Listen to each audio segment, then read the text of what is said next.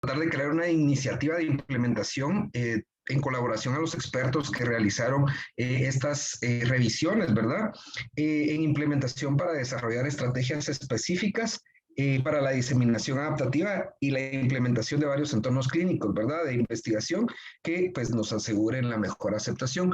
Esto se va a centrar en lo que se logró a través de la red de investigación de sangre y sangre para cuidados intensivos pediátricos a través de la red BloodNet y la red de investigación de investigadores que apoyó bastante para llegar a este estudio que vamos a poder platicar hoy, ¿verdad? En base también a los investigadores que fueron a los investigadores de las lesiones pulmonares agudas pediátricas, PALI, ¿verdad? Solo lo hago como mención porque fueron pues personas que apoyaron para poder hacer este estudio, ¿verdad? Este es nuestro consenso, ¿verdad? Que vamos a evaluar el día de hoy, que es un consenso de recomendaciones para la práctica de transfusión en niños críticamente enfermos y pues esto a través de la iniciativa de experiencia en transfusión y anemia en cuidados intensivos pediátricos. Cabe recalcar que dentro de este estudio hacen mención que hay varios estudios que nos ayudan o nos orientan en cuanto a la decisión o un algoritmo de decisiones para la transfusión de hemoderivados en pacientes adultos, pero este es uno de los primeros, o por no decir el único, que ha llegado al consenso únicamente en paciente pediátrico, o sea, toda la serie de documentos que se han evaluado y que vamos a ir exponiendo a través de la clase, han ido pues exclusivamente al grupo etario de pediatría. La metodología... Regresa, por favor. Un gusto, doctor. Sí, disculpa. Para los que no lo conocen, el doctor Alan Doctor, que ustedes ven como primer autor de estas recomendaciones, es profesor de Maryland. Él hizo emergencia pediátrica en Pittsburgh, o sea, en CHOP. Después hizo un fellow de emergencia también en el Hospital de Niños de Boston, Harvard Medical School, en donde también hizo su fellow de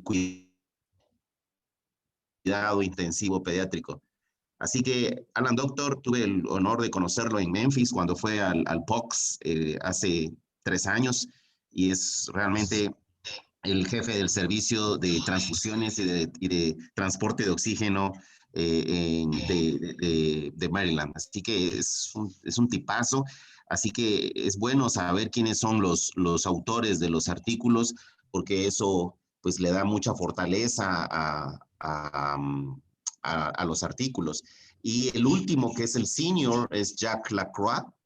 Él es de Canadá. No sé si está todavía en el Hospital de Niños Enfermos en cuanto a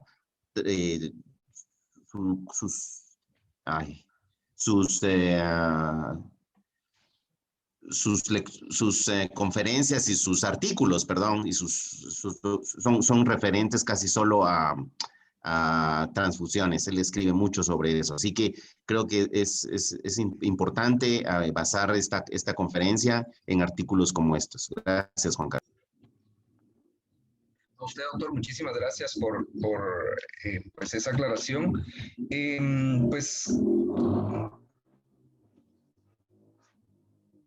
Disculpen. Como les comentaba, la metodología fue un panel de 38 expertos en contenido y 4 en metodología.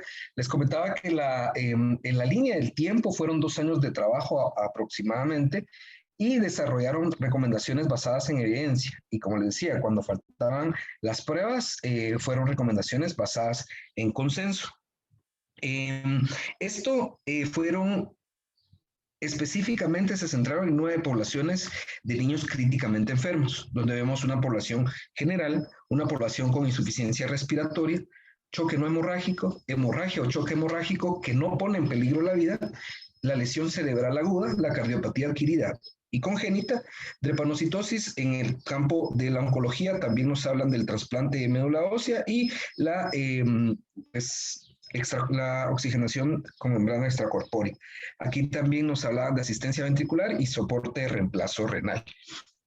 Estas 9 poblaciones, específicamente de niños críticamente enfermos, pues empezaron a recolectar varios artículos inclusive desde los años 80 hasta mayo del 2017, los cuales la recolección se hicieron en PubMed, en Bayes y Cochrane.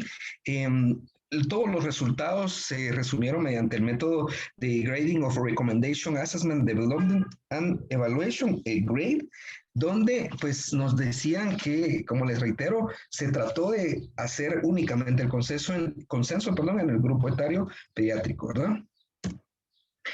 La línea del tiempo, vemos que acá con esta diapositiva vemos cuándo empezaron, ¿verdad? En octubre 8 del 2014 en Montreal fue donde se reunieron y empezaron con la definición de la metodología, a seleccionar algunos tópicos, ¿verdad?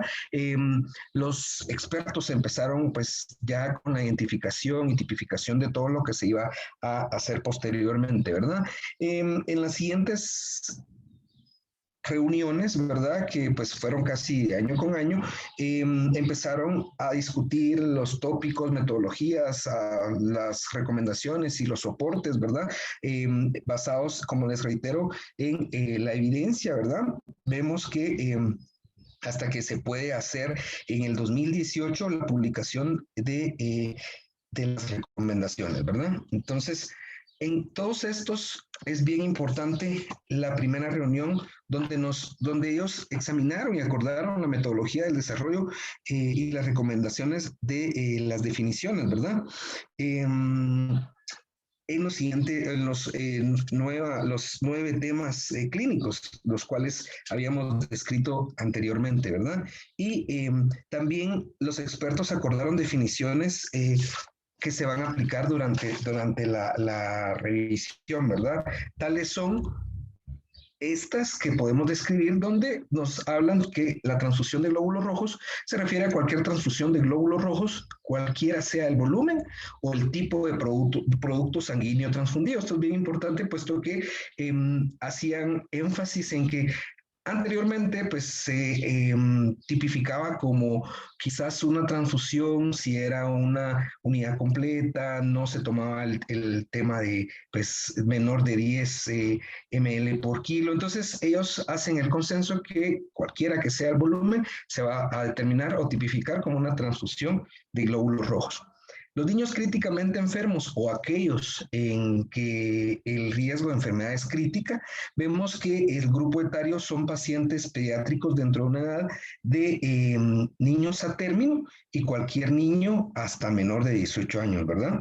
Y la estabilidad hemodinámica la refieren como la presión arterial media que no sea inferior a 2 desviaciones estándar por debajo de la media para la edad y el soporte cardiovascular, ¿verdad?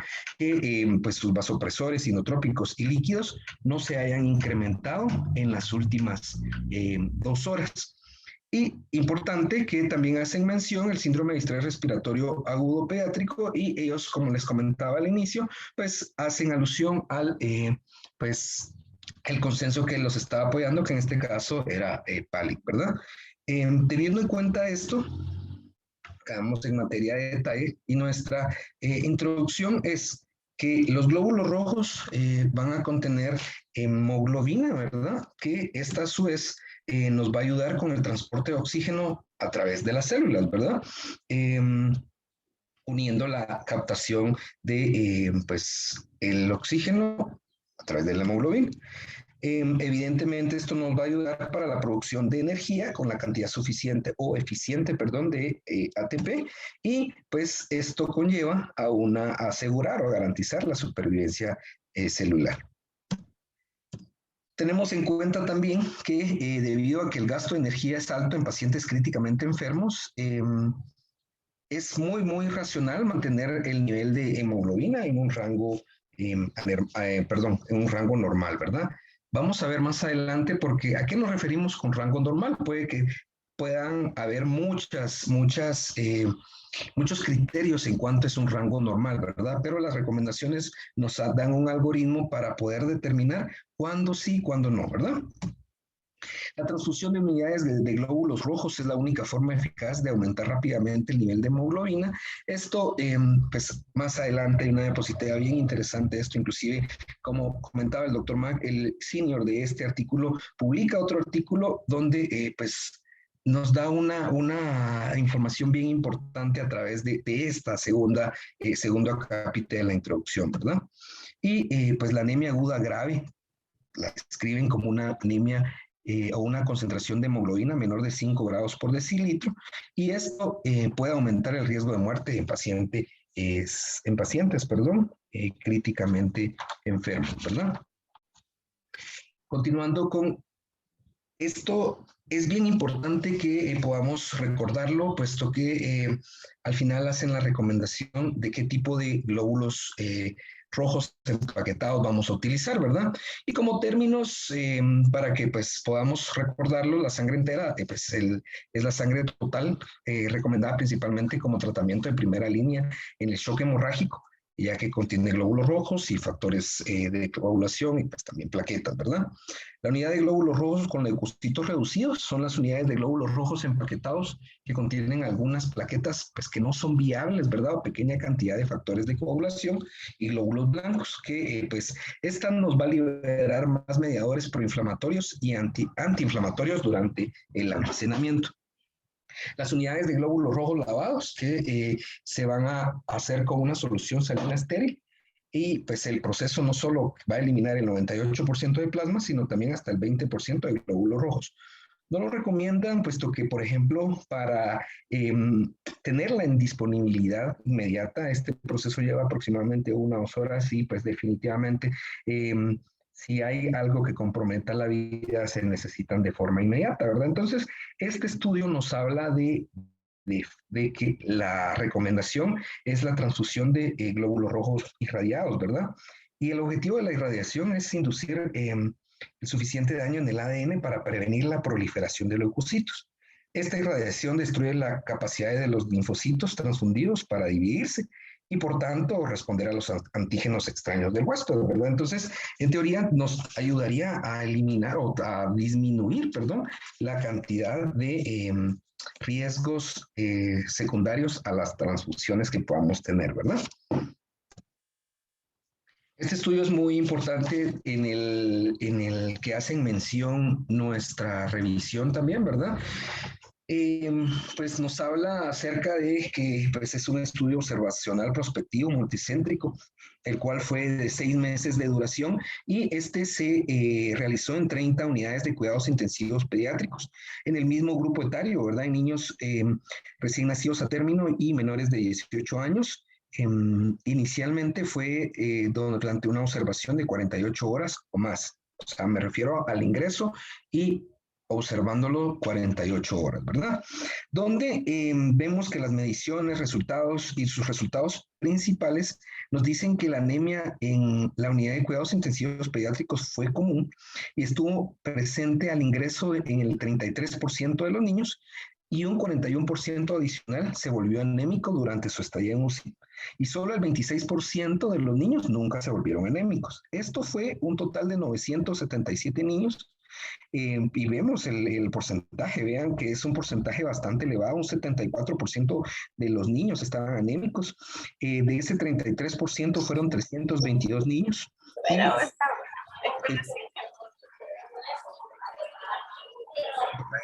¿Alguna pregunta, perdone? No, pues sí, ya lo silenciamos. Ok, gracias, Sergio. 41% desarrolló anemia, ¿verdad? Esto vemos que la anemia en general, ya sea al ingreso o durante la estadía en UCI, fue más común en recién nacidos y en pacientes adolescentes. O sea, el grupo etario se dividía en estos grandes grupos, ¿verdad? Cabe recalcar que en este estudio vemos, como les comentaba, el senior del estudio fue quien hace este estudio nuevamente, ¿verdad? De la anemia hemorrágica y transfusión de sangre en niños norteamericanos en la unidad de cuidados intensivos, donde nos dice que una situación muy, muy potencial fueron las extracciones de sangre. Estas representaban aproximadamente un 73% de la pérdida de sangre diaria y como una media fueron aproximadamente 5 ml. diarios. El 74 de las transfusiones que se realizaron más o menos en el día 1 y en el día 2 en UCIP, esto nos aumentó el tiempo de ventilación mecánica, su estadía en UCIP aumentó de 1.8 días aproximadamente y evidentemente también aumentó la mortalidad. Cuando se empezaron a hacer las evaluaciones, se veía que en recién nacidos, como les comentaba, fue el grupo mayor que se estaba viendo, ¿verdad? Esto habían evidenciado que los recién nacidos se estaban transfundiendo, perdón, con la indicación principal de hemoglobina baja. ¿Cuánto estaban tipificando con hemoglobina baja? 10, 11 gramos por decilitro, los de 2 meses 9 gramos, 6 meses 10.5 y en pacientes de 2 años 11.5 gramos por decilitro, ¿verdad? Estos, como les reitero, se hacen énfasis en este estudio, pienso que es muy importante saber, realmente es una cantidad grande, un 74% de pacientes, ya al ingresar críticamente enfermos, presentar anemia, compromete un poco más la evolución en cuanto a su estadía en intensivo, ¿verdad? Casi todos los niños, aproximadamente un 96.5%, tuvieron pérdidas por extracción sanguínea con una media de 0.25 ml kilo día. Es bien importante porque pues tuvieron una mediana de 2 a 4 veces mayor por día, hasta su día 14, niños que tenían vía arterial o vía central, ¿verdad? En su estancia en UCIP. Y los que presentaban vías periféricas, pues evidentemente la cantidad era menor, ¿verdad? Anemia, pues podemos describir como anemia pues grave que se asocia con un mayor riesgo de mortalidad, como lo estábamos comentando. El riesgo de mortalidad aumenta cuando el nivel de hemoglobina disminuye por debajo de 5 gramos por decilitro. En cuanto a la evidencia sobre la transfusión de glóbulos rojos, se evidenciaron 4 series de casos donde se evaluaron los parámetros hemodinámicos antes y después de una transfusión de glóbulos rojos, de aproximadamente de 10 a 20 ml por kilo. En este estudio, el estudio de consenso que estamos evaluando también lo hace mención, ¿verdad? Nos dice que fueron estudiados niños con shock séptico, pacientes pediátricos posoperados de cirugía cardíaca y niños con cardiopatía cianótica sometidos a cateterismo cardíaco electivo. Era lo que les comentaba que íbamos a ver posteriormente, ¿verdad? Porque estos artículos informaron un mayor DO2 sistémico después de la transfusión, pero solo un estudio informó el aumento del VO2 calculado, ¿verdad? Donde nos dice que la transfusión de glóbulos rojos evidentemente nos va a ayudar con pues, nuestro VO2 sistémico, pero no nos va a ayudar con no va a aumentar el VO2 en muchos casos, ¿verdad? Entonces, ¿esto qué nos lleva? Nos dice, bueno, veamos y evaluemos a la mayor cantidad de pacientes, pero tengamos en cuenta los 9 grupos o los 9 consensos que se habían llegado, ¿verdad? Del tipo de paciente críticamente enfermo. Y estas son a medida de mención, que vamos a ver más adelante las recomendaciones para cada uno, bueno, los que consideramos más importantes, perdón, no más importantes, sino más frecuentes, ¿verdad? Vamos a irlos mencionando una por una, ¿verdad? Vemos que acá las 4 primeras son las indicaciones para transfusión de glóbulos rojos para el niño críticamente enfermo en general, ¿verdad? Esto va a ser según los umbrales fisiológicos y de hemoglobina. Los otros serían los niños críticamente enfermos con insuficiencia respiratoria. Los siguientes van a ser los niños críticamente enfermos con shock no hemorrágico y posteriormente los niños críticamente enfermos con hemorragia que no amenaza la vida o shock hemorrágico, ¿verdad? En los últimos 3, que como les decía aquí vamos a hacer mención, tenemos los pacientes también con lesión cerebral aguda, los pacientes críticamente enfermos con cardiopatías adquiridas y congénitas. Y aquí es donde hicieron un poco más énfasis, ¿verdad? Aproximadamente dieron de 12 a 13 recomendaciones en ellos, ¿verdad? No porque sean más importantes o menos importantes, sino que creo que fue donde obtuvieron más recurso bibliográfico también, ¿verdad? Y las indicaciones en pacientes críticamente enfermos con diagnósticos hematológicos y oncológicos. Vamos a empezar a describir las recomendaciones de una en una, pero quisiera saber si hasta este punto tienen alguna duda o alguna pregunta.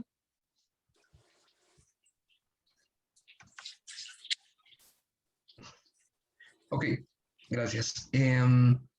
Vemos en las recomendaciones el niño críticamente enfermo en general, ¿verdad? Según los umbrales fisiológicos de hemoglobina. Y van a ver, es una situación de mucha tensión en cuanto a los valores de hemoglobina que escriben y se van repitiendo en varios, ¿verdad? Se van repitiendo en varios, donde sí, donde no, ellos hacen sus recomendaciones, ¿verdad? Entonces, las siguientes recomendaciones pues, se van a centrar en la toma de decisiones sobre transfusión en el niño críticamente enfermo en general, ¿verdad? Estos, pues vamos a verlos, que la primera recomendación nos dice que se va a realizar en niños críticamente enfermos o con riesgo de enfermedad crítica, ¿verdad? Y aquí ellos pues no hacen mucho énfasis, ¿verdad? Ellos dicen, bueno, si la concentración de hemoglobina es 5 gramos por decilitro, tiene una recomendación fuerte, ¿verdad?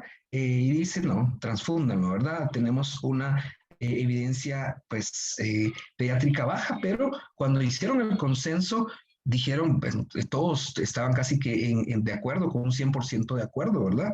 Entonces, esta es la primera recomendación para el niño críticamente enfermo con umbrales fisiológicos, según los umbrales fisiológicos y hemoglobina. No recomiendan una estrategia específica de toma de decisiones de transfusión de glóbulos rojos que se base en metas fisiológicas y biomarcadores. Ellos refieren que en este punto fue una experiencia de panel de consenso. 91% estuvo de acuerdo, donde pues dicen definitivamente, el otro 9% reportan que pues idealmente sería pues, lo mejor buscar biomarcadores o alguna situación fisiológica, pero realmente lo vamos a ver más adelante, las decisiones que se fueron tomando, como les reitero, según la evidencia o según las recomendaciones, ¿verdad?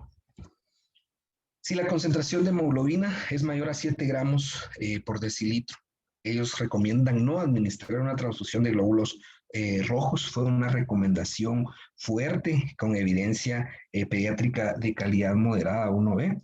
Acá 97% estuvieron de acuerdo, ¿verdad? Esto es interesante, disculpa, Juan Carlos, porque las últimas guías hace muchos años, el valor no era 5, sino que era 7, ¿verdad? Y es interesante. Ahora, si es mayor de 7, no recomiendan.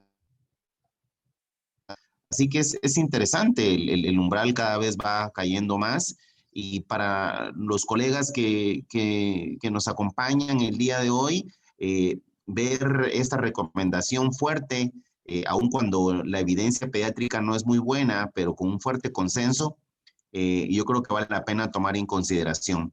Esto no solo mejora pronósticos de vida, sino que también desde el punto de vista de costos y gastos representa un montón. No sé cómo son los bancos de sangre en sus hospitales, pero nosotros, Unicario, no, que compramos sangre a un banco de sangre, valga la redundancia, el costo de células empacadas es aproximadamente $100 por células empacadas que se consuman. Así que hay que tomarlo en cuenta, sobre todo que hay jefes de departamento, jefes de residentes, que puedan ahora poder decir, bueno, en niños críticamente enfermos, el panel de expertos recomienda solo si es menor de 5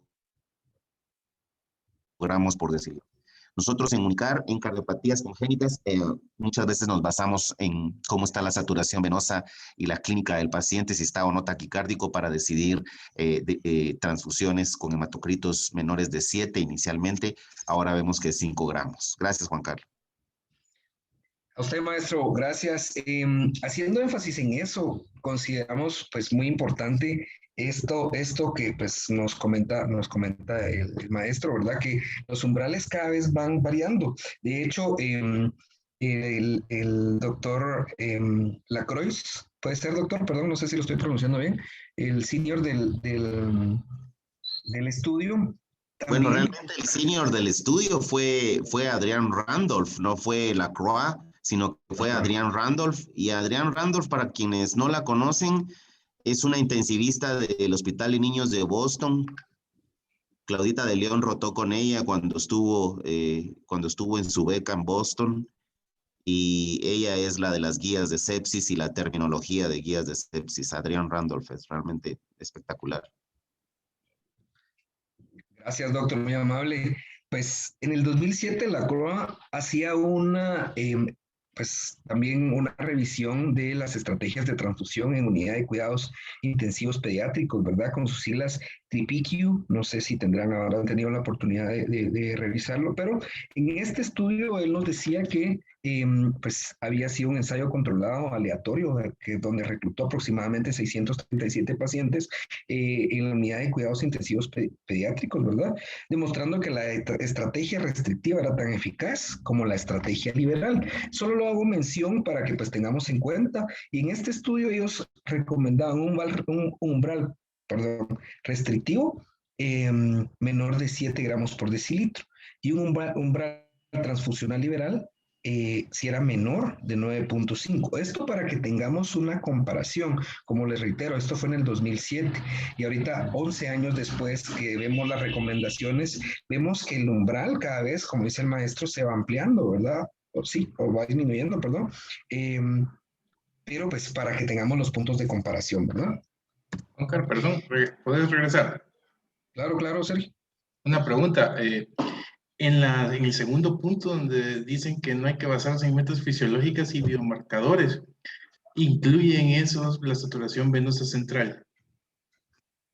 Solo lo mencionan, Sergio, solo mencionaban, de hecho, hacen énfasis en esa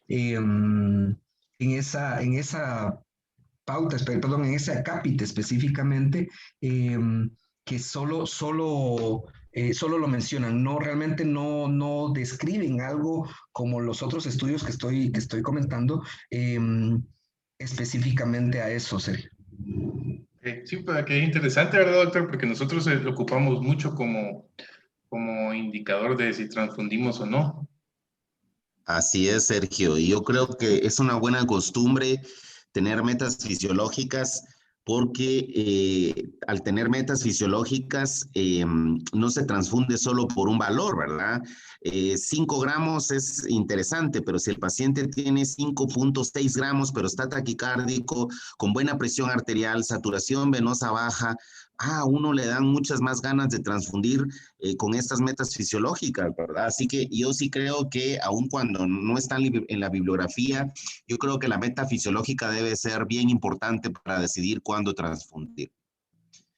Quien lo comenta son los de las guías de sepsis, si se dan cuenta, cuando uno revisa las guías de sepsis, tanto en neonatos como en pediatría, si el paciente tiene choque séptico, y por favor, quienes ya hicieron los talleres, la recomendación es, si el paciente tiene choque séptico, ya tiene epidopa, tiene presión arterial normal, saturación venosa baja y hemoglobina menor de 10, ellos deciden transfundir.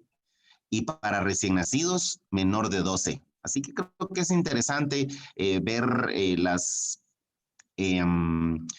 características que cada hospital va a tomar para decidir transfusión. Y aquí hay jefes de departamento, hay residentes tanto de Escuintla como de Coatepeque y me contaron que de Zacapa, quienes son bienvenidos, para que tomen en cuenta que antes de transfundir debemos de decidir. Eso de que el paciente está palidito y por eso vamos a ponerle transfusión es algo que nosotros odiamos en nuestras unidades de cuidado intensivo y que cada vez debería de tomar menos validez la apreciación clínica solo porque está palidito o blanquito o etcétera. Gracias. Buenas noches a todos, Doc. Soy Gaby Carrillo de Ecuador. ¿Cómo está? Y quería hacerle un comentario en relación a eso. En mi hospital, como recién comencé, el aplicar una saturación venosa central más la clínica que usábamos, que se usa en donde yo me formé, ha servido mucho para detener las transfusiones, esas transfusiones de que porque el paciente está palidito o no lo veo bien, es como una variante fisiológica para que sí he logrado detener eso, esas transfusiones innecesarias. Solo eso quería comentar. Gracias, Gaby. Me encanta que estés conectada y bienvenida. Gaby es intensivista, está en Quito, en Ecuador, y qué gusto. Ya, gracias. Gracias, doctores. Pues precisamente de eso platicábamos hoy con el doctor Valle y con Sergio, y pues es bien importante esto. Donde hacen mención es en el artículo que les había comentado, ¿verdad? Donde nos describen, bueno, el artículo es la dependencia del consumo de oxígeno, de suministro de oxígeno en niños con shock séptico, hiperdinámico y baja extracción de oxígeno. Ahí lo mencionan. Como les reitero, este consenso de recomendaciones realmente tiene una revisión de aproximadamente 120 artículos. Pues realmente es un trabajo bastante exhaustivo, el cual realizó la revisión Taxi, ¿verdad? Y pues respondiendo a eso, sí considero que sería importante ese artículo para, pues como dice usted, ¿verdad, maestro? Que sí nos ha ayudado inclusive en nuestra unidad, en nuestras unidades, ¿verdad? El tener esas metas fisiológicas y biomarcadores. Continuando con el niño críticamente enfermo en general, según los umbrales fisiológicos y hemoglobina, vemos que en una anemia aguda, no hemorrágica, postoperatoria, aquí hacen énfasis que se excluye la cirugía cardíaca, que se encuentra hemodinámicamente estable, no recomiendan administrar transfusión de glóbulos rojos si la hemoglobina es mayor de 7 gramos por decilitro, ¿verdad? Aquí la recomendación es débil y pues las pruebas de baja calidad, y las pruebas son de baja calidad pediátrica con una evidencia 2C, pero pues el consenso fue aproximadamente un 93% de pues los que votaron a favor de ella, ¿verdad? No hay evidencia suficiente para hacer una recomendación con respecto a los umbrales de transfusión para niños críticamente enfermos que tienen una concentración entre 5 y 7. Sin embargo, es razonable considerar la transfusión según el juicio clínico de estos niños. Esto, pues, es en una experiencia de panel de consenso, ¿verdad? Con un 100% pues, de acuerdo que pues, hicieron esta recomendación, ¿verdad? En niños que se encuentran hemodinámicamente estables, se recomiendan que el objetivo posterior a la transfusión sea aliviar la indicación de la transfusión. Esto es bien importante, puesto que no se busca alcanzar una hemoglobina normal o una hemoglobina ideal para la edad, ¿verdad? El objetivo razonable de hemoglobina después de la transfusión es un rango entre 7 y 9.5 gramos por decilitro, una recomendación débil de evidencia pediátrica de baja calidad, donde pues vemos que estos fue un 96% que estuvieron de acuerdo, ¿verdad? En cuanto a esto, como le reitero, esta diapositiva pues la dejamos parte, puesto que es bien importante el recordar que no necesariamente se va a buscar una hemoglobina ideal o una hemoglobina normal para la edad, ¿verdad? Acá las recomendaciones para el paciente críticamente enfermo con insuficiencia respiratoria, donde nos dicen que la primera recomendación es que la transfusión de glóbulos rojos para niños críticamente enfermos con insuficiencia respiratoria que tienen una concentración de 5. Vean lo que comentábamos inicialmente, que pues lo vuelven a repetir, ¿verdad? De los 5 gramos creo que es una recomendación que hacen bastante énfasis y es una recomendación fuerte con una evidencia pediátrica baja, donde pues el 100% de las personas o los expertos estuvieron de acuerdo. que no presenten, o niños críticamente enfermos con insuficiencia respiratoria que no presenten hipoxemia aguda grave, cianótica crónica o anemia hemolítica, y pues cuyo estado hemodinámico sea estable. Vemos que de igual forma no recomiendan administrar una transfusión de glóbulos rojos si la concentración es mayor de 7, ¿verdad? Acá con una recomendación fuerte y una evidencia pediátrica de calidad 1B, ¿verdad? Moderada, con el 100% de acuerdo en cuanto a la recomendación. Perdóname. Sí, Y doctor. esto es interesante porque muy comúnmente, y por favor tómenlo de manera madura, uno oye hablar a la gente y dice, mira, hay que confundir a este paciente porque tiene mecánica. Esa es la respuesta. Yo nunca he entendido este concepto, pero es muy común oírlo. Y como está en ventilación mecánica y como tiene hemoglobina menor de 10, entonces hay que transfundirlo. Vean ahora cómo es. Y miren lo que dice el panel. Es una recomendación fuerte y la evidencia es de calidad aceptable. Porque encontrar en la literatura médica, en todo lo que está escrito, un punto muy específico es muy difícil. Y entonces es igual que las guías de sepsis 2020. Así que es interesante esto y por favor, para quienes están aquí de otros hospitales, eso de que porque está entubado necesita de más hemoglobina realmente es herencia, ¿verdad? Es herencia. Aprovecho para darle la bienvenida, que acabo de ver a la doctora Claudia Orellana, jefe del intensivo pediátrico de Escuintla. Gracias. Muy bien. Pacientes con críticamente enfermos, con insuficiencia respiratoria y además una hipoxemia severa. Acá ellos decían que no se podía hacer una recomendación, ¿verdad?, sobre la estrategia óptima para la transfusión de glóbulos rojos. Aquí fue una experiencia del panel de consenso y 29% estuvieron de acuerdo, ¿verdad? No hay evidencia suficiente que el paciente críticamente enfermo con insuficiencia respiratoria, pues ellos no hacían una recomendación con respecto a los umbrales de transfusión que tuvieran una concentración de hemoglobina entre 5 y 7. Acá, pues también de igual forma una experiencia del panel de consenso con un 97% de consenso. Y pues la última recomendación que hacen para el paciente críticamente enfermo con insuficiencia respiratoria es que pues no hay una estrategia específica en toma de decisiones de transfusión de glóbulos rojos utilizando pues biomarcadores fisiológicos en niños niños críticamente enfermos con insuficiencia respiratoria, ¿verdad? Acá ellos, pues de igual forma, fue una experiencia del panel de consenso y pues 100% estuvo de acuerdo. Pasamos al paciente que pues es un paciente con un shock hemorrágico, críticamente enfermo con shock no hemorrágico. Y vemos que pues acá todas las estrategias posibles para aumentar el suministro de oxígeno y disminuir la demanda de oxígeno, y pues no solo pensar en la transfusión de glóbulos rojos, ¿verdad? De igual forma una experiencia de panel de consenso con un 97% de acuerdo.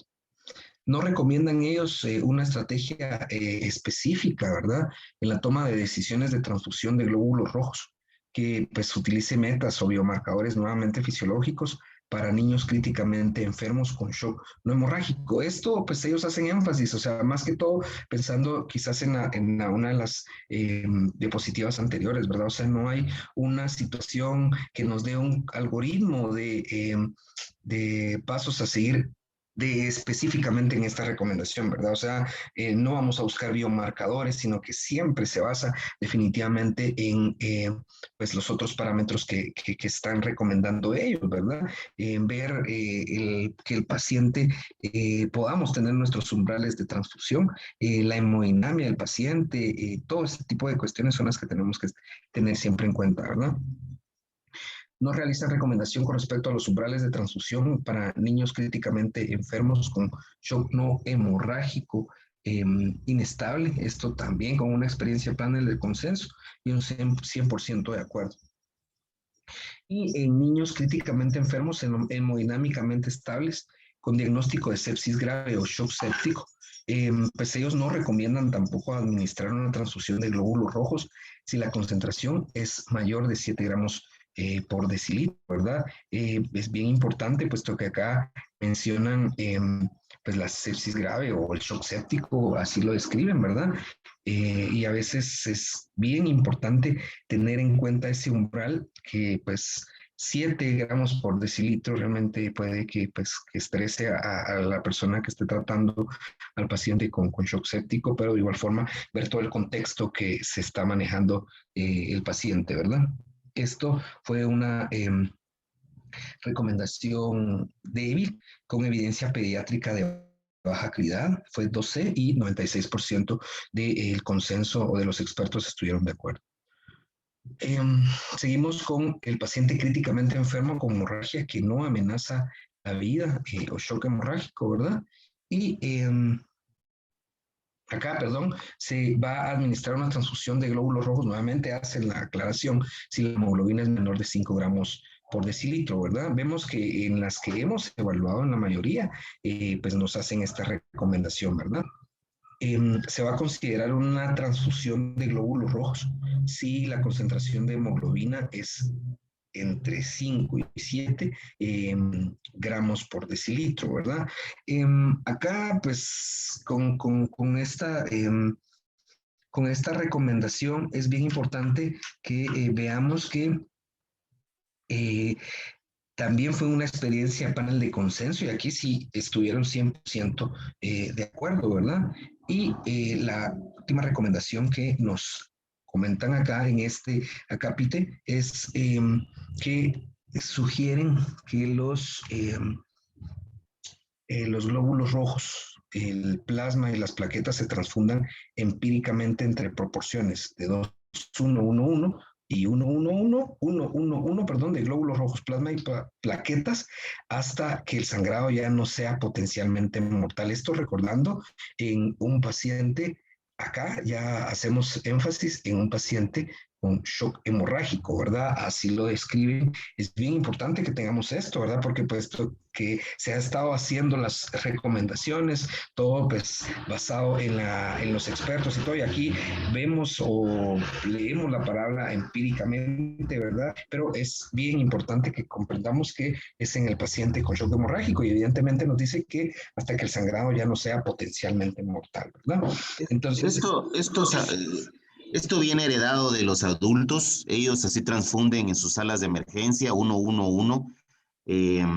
Y por lo que veo ahora, el panel está recomendándolo para pediatría, pero realmente es una herencia de adultos y yo creo que es importante el reconocer que es para un paciente con hemorragia que no amenaza la vida o choque hemorrágico, ¿verdad? Es importante, no es precisamente para todos, ¿verdad? Pero sí, tómenlo en cuenta, eso de estar transfundiendo solo una cosa es algo interesante que se está dejando de hacer en algunas situaciones, así que consideren transfundir ustedes que tienen tanto trauma 1:1:1 en pacientes que vienen con choque hemorrágico. Sí, gracias, maestro. Sí, consideramos bien importante esta recomendación, ¿verdad? Como usted lo dice, pues tratar de que se pueda llevar ese algoritmo, ¿verdad? En este tipo de pacientes, la recomendación, pues es bien importante, ¿verdad? Glóbulos rojos, plasma y plaquetas. Las recomendaciones o las indicaciones para la transfusión de glóbulos rojos para el niño críticamente enfermo con cardiopatía adquirida y congénita. Acá les comentaba que las recomendaciones son varias, ¿verdad? Y pues acá nos dicen que primero nos hablan de las declaraciones de buenas prácticas, ¿verdad? Esto se refiere a que pues, la primera recomendación nos la dice que debemos de optimizar todos los componentes que contribuyen al suministro de oxígeno, incluidos, entre otros, el mantenimiento de pues vemos acá que nos hacen bastante énfasis en los componentes del gasto cardíaco, ¿verdad? Un adecuado ritmo, una adecuada frecuencia cardíaca, precarga, la adecuada contractilidad de que le ponen prefijo, el sufijo óptima, ¿verdad? Una poscarga óptima del ventrículo derecho y del ventrículo izquierdo, una oxigenación adecuada y además la reducción de la demanda de oxígeno según corresponda, ¿verdad? Antes del inicio de la transfusión de glóbulos rojos, excepto en el caso de shock hemorrágico. Entonces, vemos que la primera recomendación es prácticamente las buenas prácticas que vamos a tener de nuestro paciente, ¿verdad? Garantizar un adecuado gasto cardíaco, garantizar que el paciente tenga pues una adecuada analgesización, que pues no esté el paciente desacoplado. Todo este tipo de cuestiones son las que nos hacen como énfasis la primera recomendación en paciente críticamente enfermo con cardiopatía adquirida o congénita, ¿verdad? Nuestra segunda consideración es considerar los beneficios y riesgos de la transfusión antes de la transfusión, ¿verdad? Siempre que sea posible. Debemos de implementar la adopción de procedimientos y pautas en de conservación y ahorro de sangre. Esto es según experiencia del panel de consenso, con un 93% de pues, acuerdo, ¿verdad?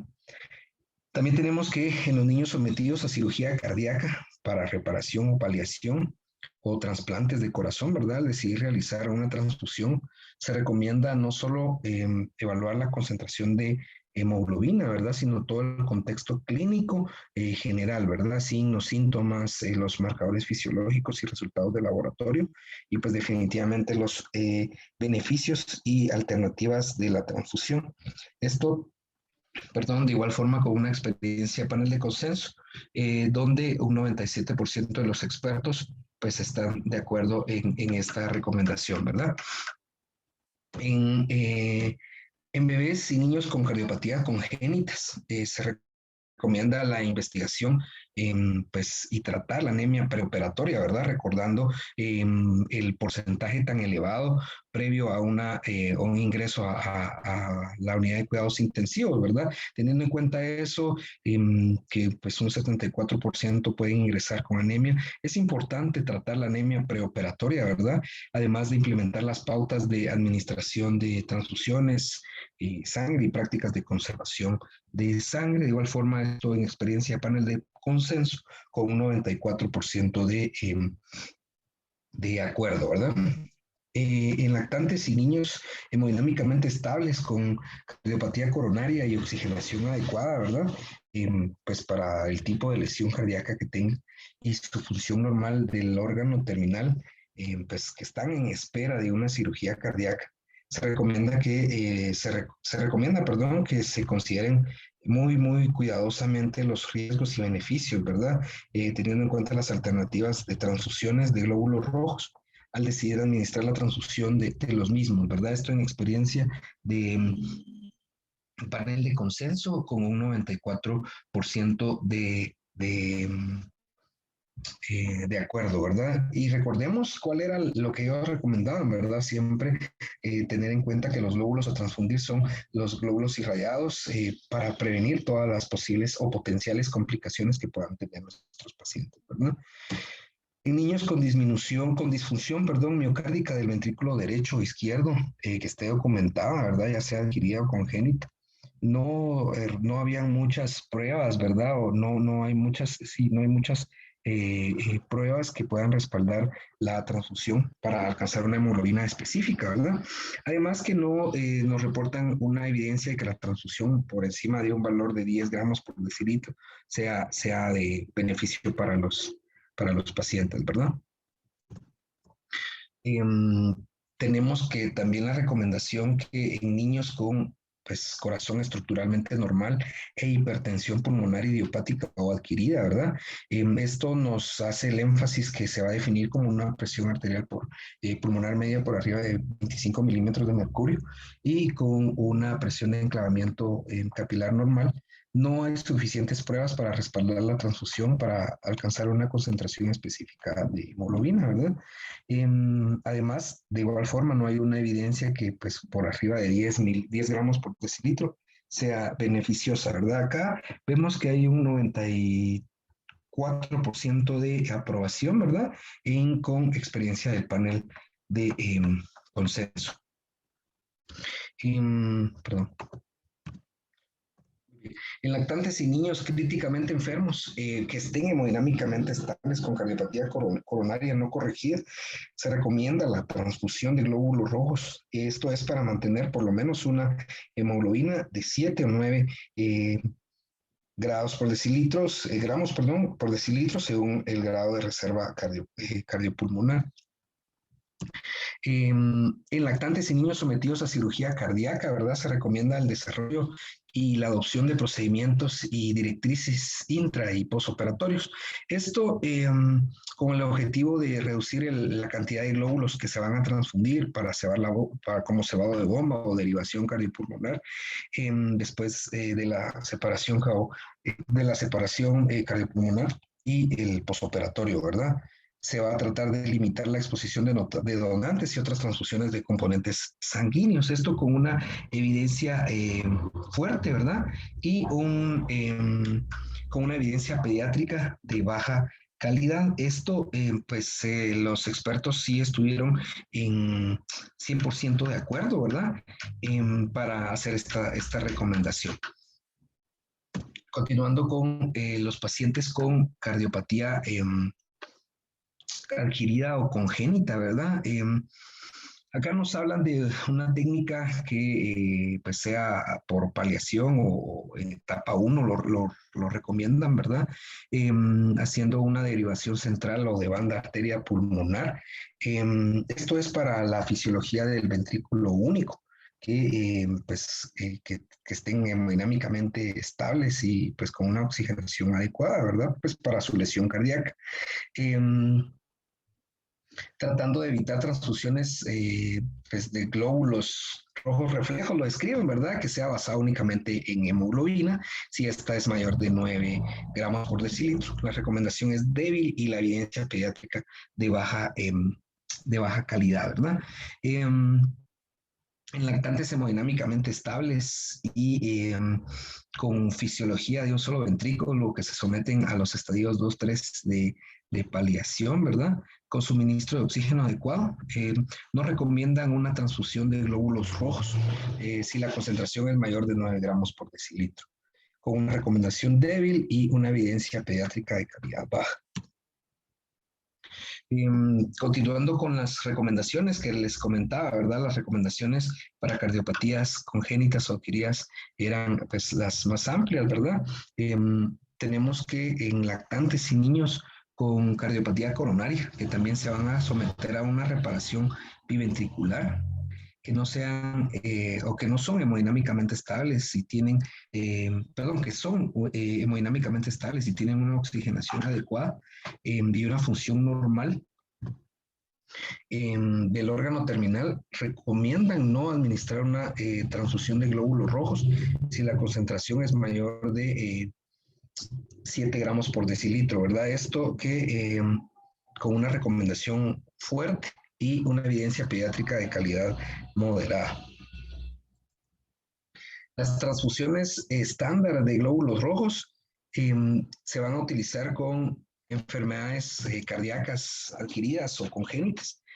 Puesto esto que no hay datos suficientes que respalden la transfusión de glóbulos rojos con una edad de almacenamiento más corta a esta población, ¿verdad? Esto con una recomendación débil y evidencia pediátrica de baja calidad, con un 93% de acuerdo del consenso, ¿verdad? Vemos que acá nos hacen un aproximado de 13 recomendaciones en estos pacientes, ¿verdad? Donde, pues, definitivamente se deben de considerar que acá en estos los valores sí van variando y esto en dependencia de la patología cardíaca que puedan presentar, ¿verdad? Las indicaciones de transfusión de glóbulos rojos para el niño críticamente enfermo con diagnósticos hematológicos y oncológicos, vemos que nos describen como enfermedad oncológica, ¿verdad? Serían los niños críticamente enfermos con diagnósticos oncológicos que están críticamente enfermos o en riesgo de enfermedad crítica, ¿verdad? Y hemodinámicamente estables.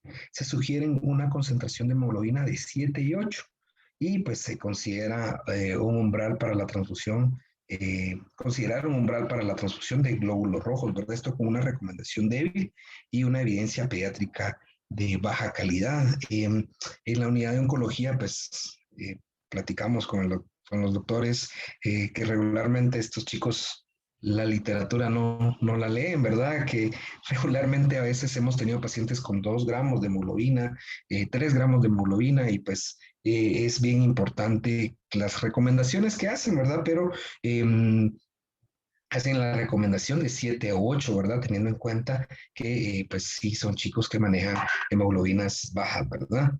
Y en el trasplante de médula ósea, en los niños que se someten a un trasplante de células madre hematopoyéticas, que están críticamente enfermos o riesgo de padecer una enfermedad crítica, pues son hemodinámicamente estables, se sugiere una concentración de hemoglobina de igual forma entre 7 y 8. Esto siempre se va a considerar pues un umbral para la transfusión de glóbulos rojos, ¿verdad? Vemos nuestro algoritmo de manejo donde resumimos todo lo que estamos comentando, ¿verdad? Este algoritmo es bien detallado, donde pues nos hacen énfasis primero en pues el paciente si está críticamente, críticamente enfermo, ¿verdad? O una enfermedad crítica. Y vemos si hay un shock hemorrágico o un shock hemorrágico. Acá en un shock hemorrágico, como pues, se describía, nos recomendaban transfundir glóbulos rojos, plasma y plaquetas en relación 2:1:1 o 1:1:1, ¿verdad? Hasta que pues el sangrado pueda limitarse, ¿verdad?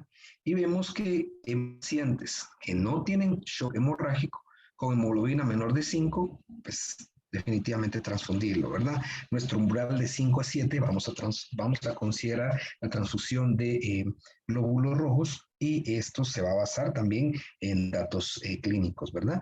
Y en un paciente mayor de 7 gramos por decilitro, si no está hemodinámicamente estable, pues vamos a usar también el juicio clínico. Y si está hemodinámicamente estable, vemos que en la mayoría de las entidades que nos comentaban, ¿verdad? El paciente críticamente que está pues enfermo, el postoperatorio, el paciente postoperado, perdón, en falla respiratoria, en insuficiencia respiratoria, importante que se excluye pues PARS, ¿verdad? Sepsis o shock séptico, vemos que acá, mayor de 7, hemodinámicamente estable, nos recomienda no transfundir, ¿verdad? En pacientes con lesión cerebral aguda, considerar pues si la hemoglobina está entre 7 y 10. Aquí la recomendación la hacían también importante según signos clínicos y en dependencia de la evolución del paciente, ¿verdad? Y el paciente oncológico, pues que pues esté también valorándose el trasplante de células hematopoyéticas, de igual forma como comentábamos, de 7 a 8, ¿verdad? El PARS-ECMO se va a usar el juicio clínico, ¿verdad? Y en pacientes cardíacos vemos que nos dicen que pues tenemos la recomendación de que en pacientes que se va a hacer alguna corrección de alguna enfermedad congénita, si la hemoglobina se mantiene en 7 o 9, y esto depende de pues, la reserva cardíaca, ¿verdad? En las otras entidades vemos que nos recomiendan no transfundir, ¿verdad? Y pues en las situaciones de una disfunción miocárdica o una hipertensión pulmonar, pues no hay una evidencia si pues transfundir con 10 gramos por decilitro es beneficioso, ¿verdad? Entonces, como les comento, el algoritmo de lo que habíamos platicado, perdón, como conclusiones tenemos que pues definitivamente una transfusión puede salvar la vida, pero también pues, va a causar problemas y pues la transfusión definitivamente es algo serio que se debe indicar únicamente si es necesario, ¿verdad? La monitorización en cuanto a la transfusión cerrada del receptor es obligatoria pues mientras se administra la transfusión. Al final del estudio ellos hacen un énfasis en que pues tiempo de administración, tiempo de almacenamiento, todo esto y las complicaciones, definitivamente esto lo mencionan, pero ellos dentro de sus recomendaciones hacen bastantes recomendaciones que pues definitivamente se debe de seguir la línea de investigación y estudio pues para poder llegar nuevamente a un consenso en cuanto a todo esto, ¿verdad? Entonces, pues esa era la clase que teníamos preparada para el día de hoy. No sé si tendrán alguna duda o pregunta.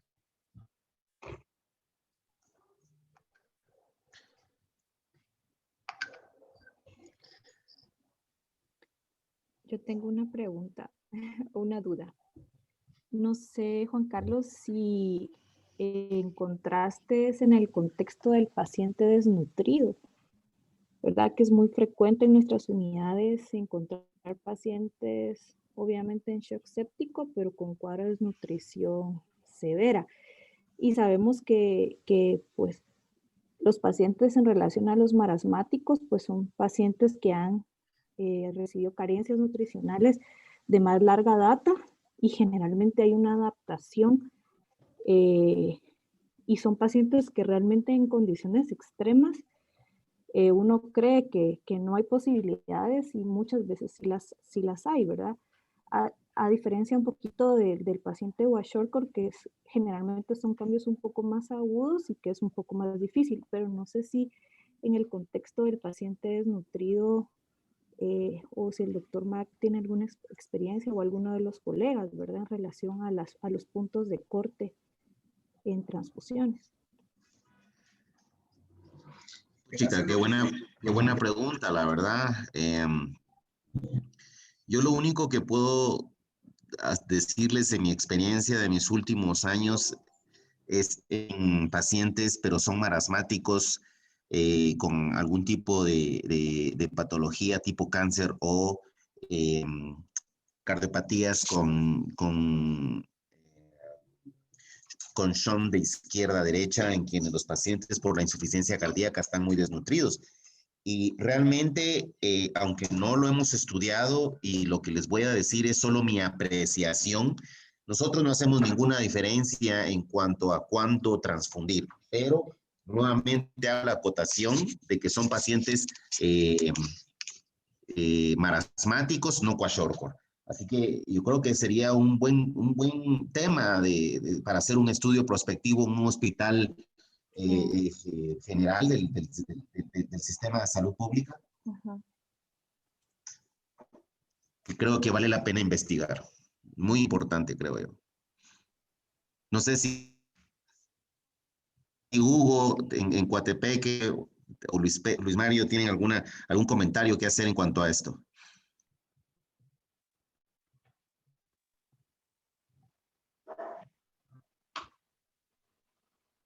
Sí, buenas tardes a todos. Pues sí, en el hospital de Coatepeque pues hemos tenido muchos pacientes Kwashiorkor más que todo porque han tenido trastorno agudo de nutrición, pérdida de proteínas. Es igual también pacientes marasmáticos, pero el problema es cuando ya está asociado al cuadro de choque séptico, sí es muy difícil el manejo, ¿verdad? Entonces ahí también tenemos la duda de transfundir o no, ¿verdad? Pero si el paciente está anémico, hemos tenido la decisión de transfundir, pero si no nos basamos en los niveles de hemoglobina, pero consideramos de que es beneficioso para el paciente transfundirlo, pero es probable que también si transfundimos al paciente no le vaya muy bien, pero tenemos esa duda también nosotros, al igual que ustedes. Nosotros sí definitivamente tenemos una política bien restrictiva de cuándo transfundir. Definitivamente nosotros sí estamos muy detrás de no estar transfundiendo y tenemos pacientes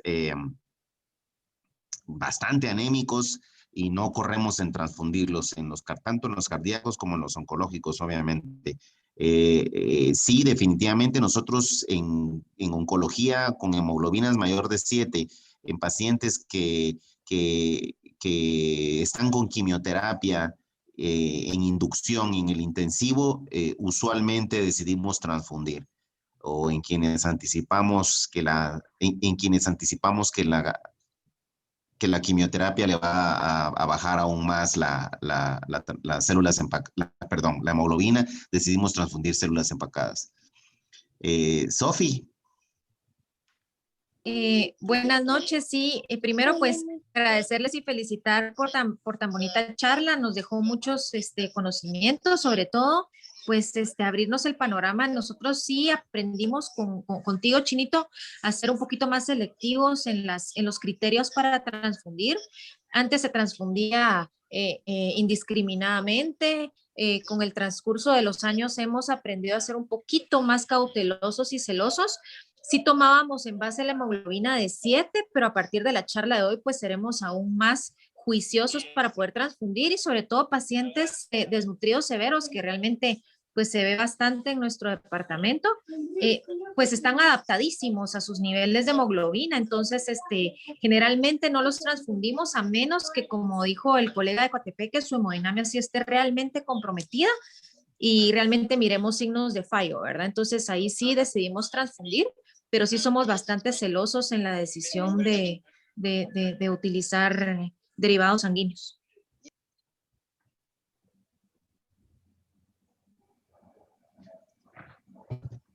Excelente, Sofi, muchas gracias.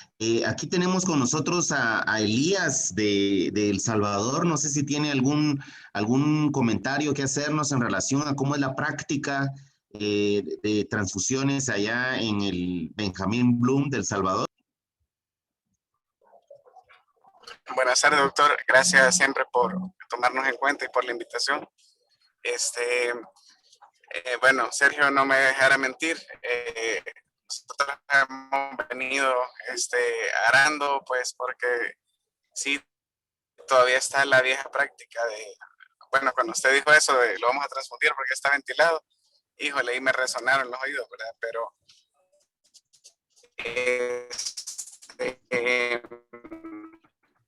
ahora que tenemos un poco más de herramientas, que están haciendo valoraciones hemodinámicas y entonces estamos siendo un poco más,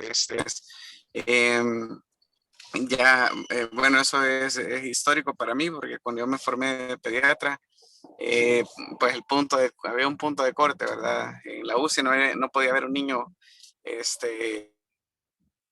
con hemoglobina bajo de 10. Entonces, pero ahora ya tenemos niños con hemoglobina de 7 y sabemos de transfundirlos en medición. Ellos están bastante adaptados, incluso su hemoglobina nativa, pues, transportan mejor el oxígeno. Y me gustó una parte del análisis del latino, entonces, evidencia, pues, ¿verdad? Que los glóbulos rojos que nosotros transfundimos son bajos en 2,3-difosfoglicina al liberar, como nosotros queremos.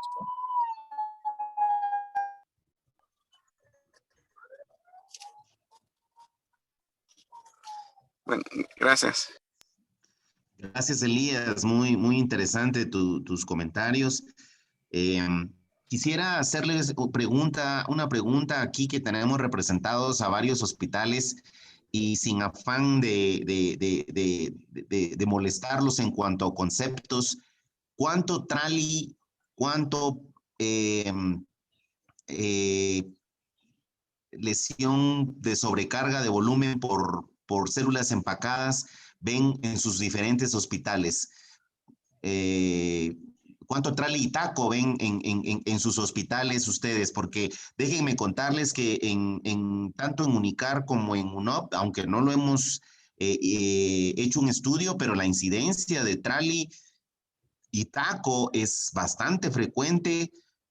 Creo que podemos hacer, y hay 3 hospitales aquí que podrían juntarse en la tesis de alguien para poder hacer un estudio de incidencia de TRALI y TACO en 3 hospitales, Zacapa, o Coatepeque y Escuintla y ver si algún residente quiere hacer un estudio de incidencia de ese tipo de cosas. Creo que sería interesante, pero me gustaría saber si tienen ustedes. Nosotros sí tenemos, me da la sensación que bastante. Nosotros, Chinito, tuvimos el año pasado un estudio de tesis, de hecho se presentó este año, donde sí analizaron la incidencia de Trali en el hospital y sí fue bastante alarmante la cantidad y de hecho eso fue una, aparte de lo que ya pues ya manejábamos de conceptos, pero fue algo que vino a sustentar y basar que en base a nuestra estadística teníamos una incidencia bastante elevada de Trali. Para ser un poquito más juiciosos con las decisiones. Wow, Sofi, por favor, compartime esa Yo te lo tesis, voy me a parece compartir, muy claro interesante. que sí. Creo que es muy Claro que sí. interesante e insisto, alguien pudiera hacer utilizando esa misma metodología de hacer un multicéntrico entre Coatepeque, Escuintla y Zacapa, podrían hacer un multicéntrico bien fácil y luego juntar bastantes pacientes transfundidos. Buenísimo, buenísimo, yo se los voy a compartir. Muchas gracias. Karen, ¿alguna experiencia de este tipo en Zacapa?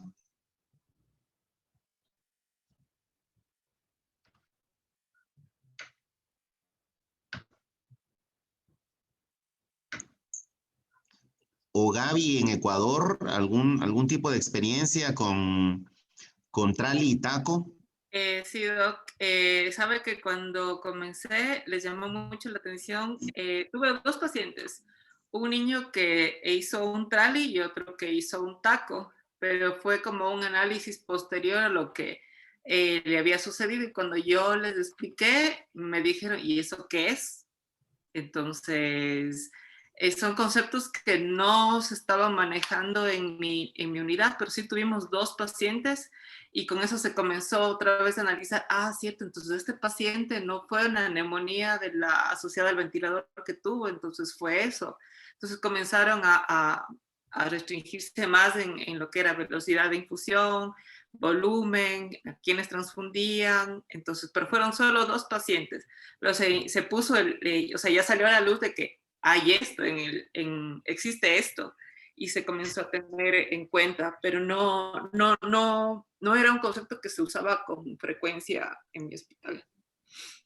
Qué interesante, Gaby, te felicito, muy bien. Bien. No sé si hay alguien que quiera hacer, le voy a pedir favor a Juan Carlos que nos comparta el artículo del doctor Alan Doctor